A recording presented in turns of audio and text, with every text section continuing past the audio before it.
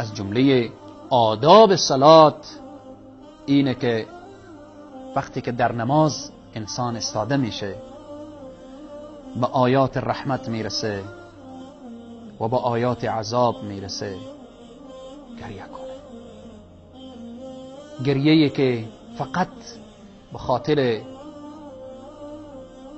ترس از الله سبحانه و تعالی و پی بردن به عظمت پروردگار عالم، گریه‌ای نباشه از روی درد، از روی مصیبت، از روی رنج.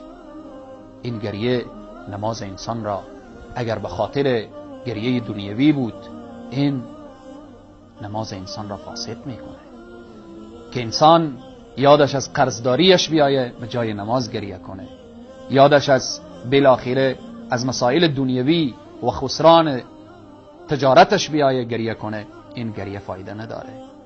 در جای نماز آیاتی که تلاوت میشه با تدبر، با غور، با فکر انسان تلاوت بکنه. از جمله آداب نماز اینه که انسان وقتی که به نماز استاده شد، وقتی که در قیام هست، سجدگاه خود را نگاه بکنه، جایی که سجده میکنه. وقتی که به قعده نشسته هست، چنان سرش پایین نباشه که رویش از قبله گشتانده شده باشه و چنان بلند نباشه که رویش از سینه اش گشتانده شده باشه. از جمله آداب نماز اینه که هنگامی که سر به سجده میگذاره، تسبیح به تحلیل پروردگار عالم داشته باشه. هنگامی که از سجده بالا میشه، بین سجدتین در حال این دعا باشه: رب اغفر لی.